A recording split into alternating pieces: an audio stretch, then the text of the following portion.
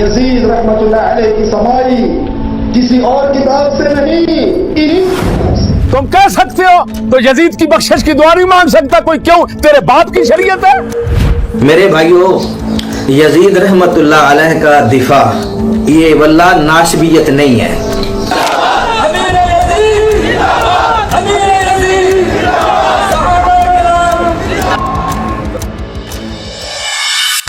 دمشق سن 60 ہجری سے پہلے یزید کو حضرت معاویہ کے ارادہ سے جانشین نامزد کیا گیا تھا، جس کا اعلان مروان بن حکم نے کیا تھا، اور ابن ابی شیبہ کے مطابق کچھ صحابہ کو پہلے سے ہی معلوم تھا کہ امت کی بربادی شروع ہونے والی ہے، جس سے انہوں نے اس دور سے پہلے ہی اپنی موت طلب کی تھی۔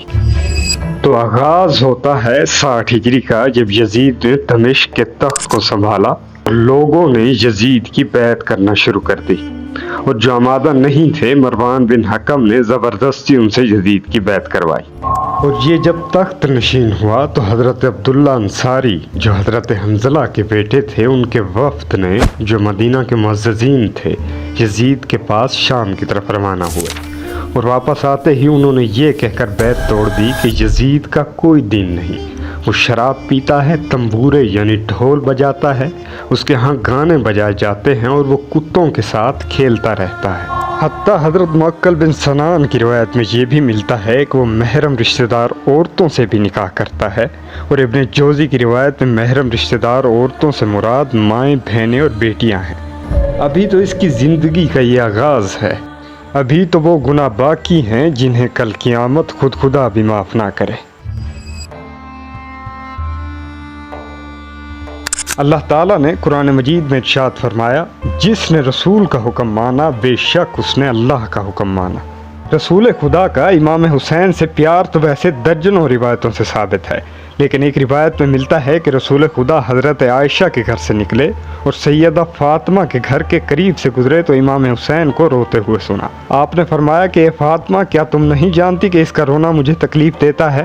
دوسری جگہ اللہ تعالیٰ نے ارشاد فرمایا، بے شک جو اللہ اور اس کے رسول کو اذیت دیتے ہیں اللہ ان پر دنیا آخرت میں لعنت بھیجتا ہے، اور اس نے ان کے لیے ذلت انگیز عذاب تیار کر رکھا ہے۔ اس سے ثابت ہوتا ہے کہ امام حسین کو جو تکلیف دیتا ہے وہ خود رسول خدا کو تکلیف دیتا ہے، اور جو رسول خدا کو تکلیف دیتا ہے وہ خدا کو تکلیف دیتا ہے۔ اب دیکھنا یہ ہے کہ کیا یزید واقعی امام حسین کی شہادت میں شامل تھا، اور اگر شامل تھا تو اس کے کافر ہونے میں کوئی شک نہیں رہتا۔ چلیے کربلا کی روایتوں پر نظر ڈالتے ہیں۔ حضرت عبداللہ بن عباس نے یزید کے نام جوابی خط میں لکھا ہے کہ تم نے ہی حسین اور ان کے ساتھ اہل بیت بنو عبد المطلب کے جوانوں کو بے دردی سے قتل کر دیا۔ ایک دوسری روایت میں ملتا ہے کہ ابن زیاد جو کہ یزید کی جانب سے کوفہ کا گورنر تھا، اس کا کہنا ہے کہ جہاں تک حسین کو قتل کرنے کی بات ہے تو یزید نے مجھے تنبیہ کی تھی کہ میں انہیں قتل کر دوں ورنہ مجھے قتل کر دیا جائے گا، لہٰذا میں نے حسین کو قتل کرنے کا فیصلہ اختیار کیا۔ اب حیرت ان لوگوں پر ہے جو تاریخ سے منہ موڑ کے کربلا کے واقعے کا ہی انکار کر دیتے ہیں اور یزید کو بے قصور ٹھہراتے ہیں۔ قسم، دنیا کے جھوٹوں میں سے بہت بڑا جھوٹ کربلا کی یہ کہانی ہے۔ سنا ہوگا کہ یہ کربلا کی جنگ، اخبارات اٹھا لیجئے، مجلے اٹھا لیجئے، جرائد اٹھا لیجئے، ریڈیو سن لیں، ٹیلی ویژن دیکھ لیں، کفر اور اسلام کا مارکا۔ حالانکہ یزید کا بیٹا معاویہ بن یزید خود بھی تسلیم کرتا ہے کہ اس کے باپ نے اطرت رسول کو قتل کیا ہے، اور حتیٰ ابن تیمیہ جو سلفی فکر کے سب سے بڑے عالم ہیں، انہوں نے بھی یزید کی محبت سے انکار کیا ہے۔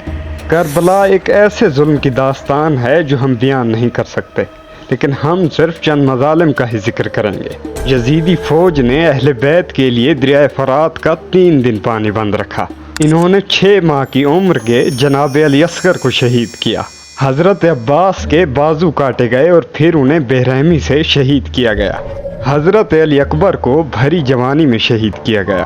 حضرت قاسم کی خوشی کو برباد کرنا، امام علی مقام امام حسین کو شہید کرنا، خیمے جلانا، امام حسین کے سر مبارک کی توہین کرنا، پاکیزہ عورتوں کو بے پردہ کرنا، ان کو مارنا اور ان کو رسیوں سے باندھنا، اور اہل بیت کی عورتوں کو کئی دنوں تک قید رکھنا، یہ وہ واقعہ ہے اگر سخت دل انسان بھی پڑھ لے تو وہ بھی اپنے آنسو نہ روک سکے گا۔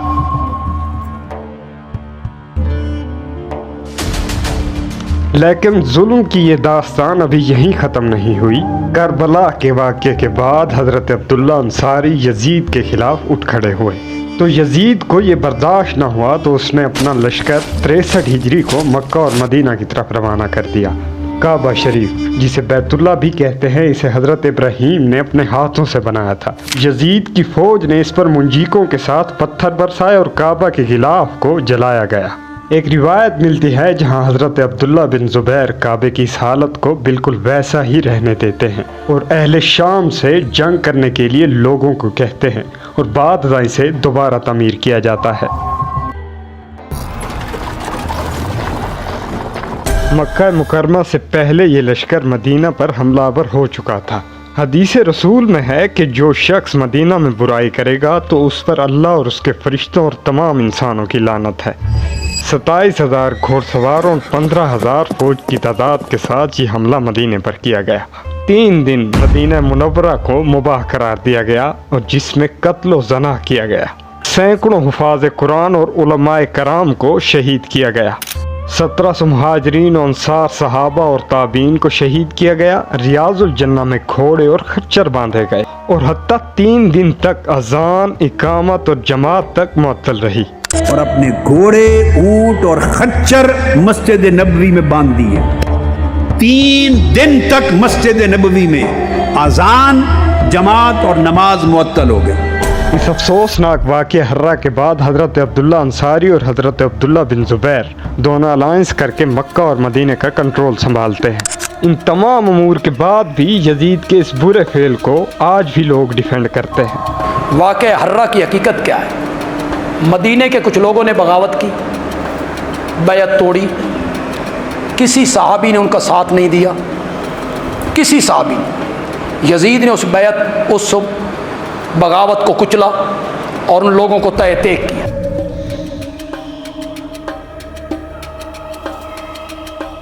آخر کب تک؟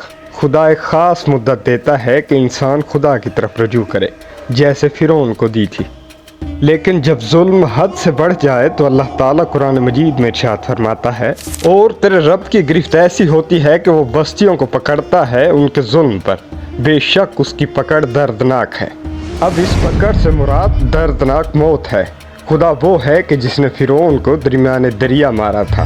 اسی طرح ابن حبان اپنے شکات میں لکھتے ہیں کہ یزید ابن معاویہ ایک رات نشے میں دھت ہو کر مسلسل ناچتا رہا، پھر وہ اپنے سر کے بل گرا جس سے اس کا دماغ نکل کر بکھر گیا اور وہ مر گیا۔ بے شک یہی انجام ہے اس ظالم کا جس نے صرف 3 برس حکومت کی اور تاریخ بھر کے تمام مسلمانوں کی لعنت سمیٹی۔ ماضی میں اہل سنت کے ہاں کئی علماء یزید کے کفر پر دلائل دیتے نظر آتے ہیں، جن میں امام احمد بن حنبل، ابن جوزی اور حسن بصری جیسے علماء شامل ہیں۔ اہل سنت کے فقی امام احمد بن حنبل یزید کو ان دلائل پر کافر مانتے ہیں۔ اللہ تعالیٰ نے قرآن مجید میں ارشاد فرمایا، کہہ دیجئے کہ میں اس پر تم سے کوئی اجرت نہیں مانگتا سوائے قریب ترین رشتہ داروں کی محبت کے۔ اور صحیح بخاری میں روایت ہے کہ اس آیت کا مصداق آل محمد ہے اور رسول خدا کی سب سے محبوب ترین قرابت اہل بیت سے تھی۔ اس کی سب سے بڑی دلیل یہ ہے کہ جب اللہ تعالیٰ نے آیت مباہلہ اتاری تو رسول خدا اپنی اہل بیت کو عیسائیوں کے مد مقابل مباہلہ کے لیے لے کے گئے، جس میں امام حسین بھی شامل تھے۔ اب حدیث رسول کے مطابق قتل کرنا کفر ہے۔ تم میرے بعد ایک دوسرے کو قتل کرنے کے سبب کفر کی طرف مت لوٹ جانا۔ اور یزید لعین نے مودت کے بجائے امام حسین کو قتل کروایا اور اس کے بعد امام حسین کے سر مبارک کی توہین کی، جو شرعی طور پر خلاف قرآن ہے۔ لیکن یہ ایک جواز نہیں یزید کے کفر کا۔ ایک دوسری روایت میں ہے کہ ایسا شخص قرآن پر ایمان رکھنے والا نہیں ہے جس نے قرآن کی حرام کردہ چیزوں کو حلال جانا۔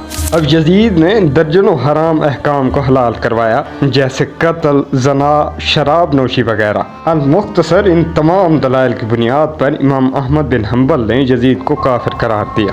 اہل سنت کی کتب کے ہاں تو رسول خدا نے یزید لعین کے بارے میں پیشن گوئی بھی فرما دی تھی۔ حضرت ابو یعلا اپنی مسند میں حدیث کو روایت کرتے ہیں، حدیث نمبر 871 ہے۔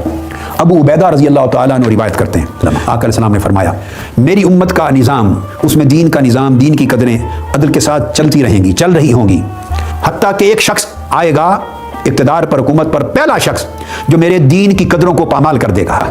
آقا علیہ السلام نے فرمایا وہ شخص بنو امیہ میں سے ہوگا, یقال لہ یزید, اس کا نام یزید ہوگا.